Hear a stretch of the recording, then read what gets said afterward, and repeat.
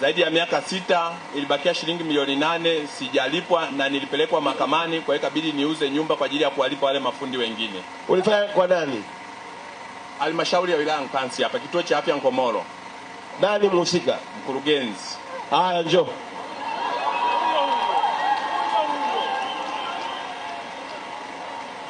Hela yake.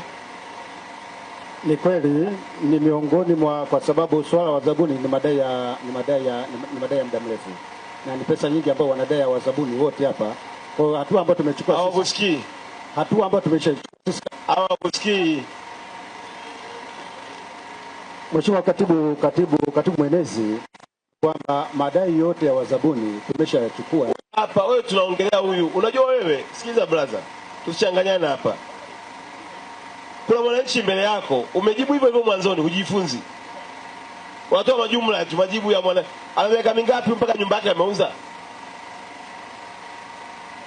Haki ya Mungu wala yeye basi tu. Huyu anakuambia mpaka nyumba yake ameuza kulipa deni.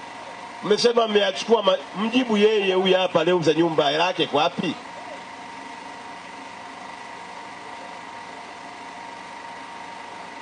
Ulikuwa ujenzi wa nini? Ulikuwa ujenzi wa kituo cha afya Nkomoro. Kituo cha afya ile inatoka wapi? Hili kutoka serikalini. Unajua mimi nilikuwa mkuu wa wilaya. Unajua nilikuwa mkuu wa mkoa. Unajua najua utaratibu wa fedha ya ujenzi wa vituo vya afya. Unajua kama najua? Najua mheshimiwa. Hela yake kwa wapi?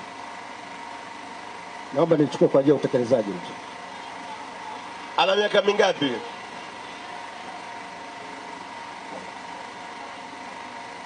Sijajua na miaka mingapi kwa sababu hebu miaka mingapi unadai?